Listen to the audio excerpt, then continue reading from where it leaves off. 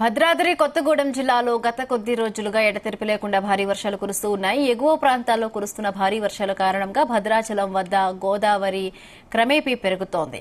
ఇప్పటికే గోదావరి వద్ద స్నానం గేట్లు సైతం నీట మునిగాయి. కిన్నెరసాని డ్యాములకు నీరు చేరడంతో ఆ నీటిని గోదావరిలోకి విడుదల చేస్తూ ఉన్నారు.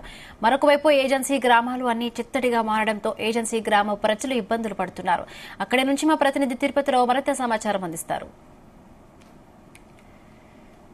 అయితే భద్రాద్రి కొత్తగూడెం కూడా మొత్తం చిత్తడిగా మారిందని చెప్పాలి. ఏజెన్సీ గ్రామాలన్నీ కూడా నీట మునిగిన పరిస్థితి ఉంది. వాగులు వంకలు ఉప్పొంగడంతో అయితే దాదాపు 30 నుంచి 40 గ్రామాలు కూడా రాకపోకలు నిలిచిపోయిన పరిస్థితి అయితే ఉంది. పెనుపాక నియోజకవర్గ వ్యాప్తంగా కూడా ఏదైతే గుండాల చూసుకుంటే ఏడుమెలకల వాగు, దున్నపోతుల వాగు ఉప్పొంగడంతో అయితే ఏజెన్సీ గ్రామాలకైతే రాకపోకలు నిలిచిపోయిన పరిస్థితి ఉంది.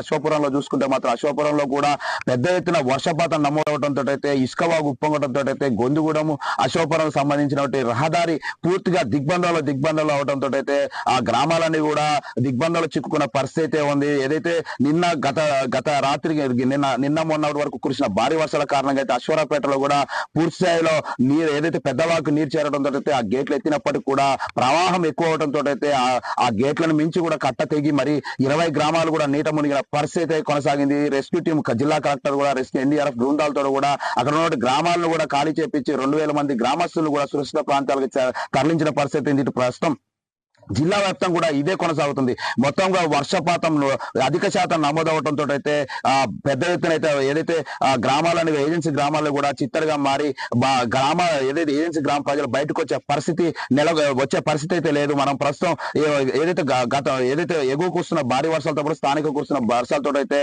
భద్రాచలం వద్ద గోదావరి పరవలు తొక్కుతుందని చెప్పాలి. ఏదైతే శ్రీరామ్ బ్యారేజ్, సమ్మక్క బ్యారేజ్ లాంటి బ్యారేజీలు పూర్తిగా గేట్లను విడుదల చేయడంతో అయితే దిగువ గోదావరికి ప్రవాహం కొనసాగుతుందనే చెప్పాలి. మనం ప్రస్తుతం గోదావరి వద్ద ఉన్నాము. గోదావరి ప్రవాహం చూసుకోవచ్చు. ఇక్కడ ఉన్నటువంటి కరకట్ట అటువైపు కూడా ప్రవహిస్తున్న పరిస్థితి ఉంది.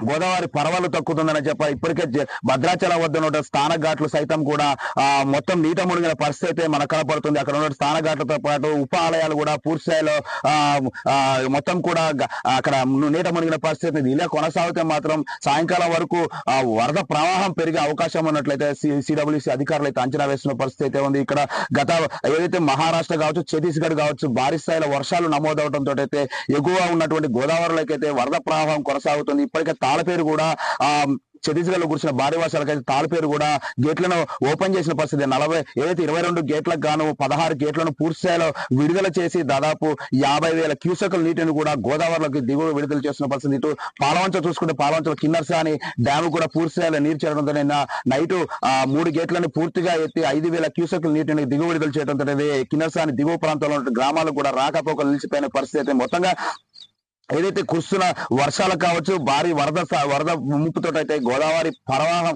పెరుగుతుందని చెప్పాలి. ఇది ఇలా కొనసాగితే మాత్రం సాయంకాలం 1వ ప్రమాదం అంటే 43 అడుగులు చేరితే 1వ ప్రమాద హెచ్చరిక అధికారులు ఆదేశిస్తారు. ఈ నేపథ్యంలోనే సాయంకాలం నుంచి రేపు ఉదయం వరకు కూడా 43 అడుగులు దాటి 1వ ప్రమాద హెచ్చరికను దాటి ప్రవహించే అవకాశం ఉన్నట్లయితే జిల్లా కలెక్టర్ జితీష్ వి పాటిల్ తెలుపుతున్న పరిస్థితి. ఏదైతే భద్రాచలం కింద ఉన్నటువంటి పునరావాస కేంద్రాలు ఏదైతే ఉన్నాయో ముంపు ప్రాంతాలు ఉన్నాయో వారందరూ కూడా అలర్ట్ చేశారు. ఇప్పటికే వాళ్ళని ఒక వరద ప్రవాహం కొనసాగితే మాత్రం వారందరూ కూడా పునరావాస కేంద్రాలు తరలించే విధంగా అయితే అధికారులు అన్ని అప్రమత్తం అవుతున్న పరిస్థితి. ఇక్కడ పెనుపాక నియోజకవర్గంలో అశ్వాపురము, మనుగూరు, ఏదైతే బూర్గంపాడు ప్రాంతాలు ఏదైతే గోదావరి పరివాహ ప్రాంతాలు వారిని అక్కడ ఉన్నటువంటి ప్రజలను కూడా అప్రమత్తం చేస్తున్న పరిస్థితి ఉంది. అక్కడ రెవెన్యూ డిపార్ట్మెంట్ సంబంధించిన అధికారులు కూడా అక్కడ ప్రజలను అప్రమత్తం చేస్తూ టోల్ ఫ్రీ నెంబర్ ఏర్పాటు చేసి ఎవరు కూడా వాగులు వంకలు దాటే ప్రయత్నం చేయరాదు, ఏదైనా అత్యవసరం అయితే టోల్ ఫ్రీ నెంబర్ కాల్ చేయాలంటూ కూడా జిల్లా కలెక్టర్ తెలుపుతున్న పరిస్థితి. ఏదేమైనా ఈ వర్షం ఇంకా మరో 2 రోజులు ఉన్న నేపథ్యంలో అయితే ఇంకా ఏజెన్సీ గ్రామాలు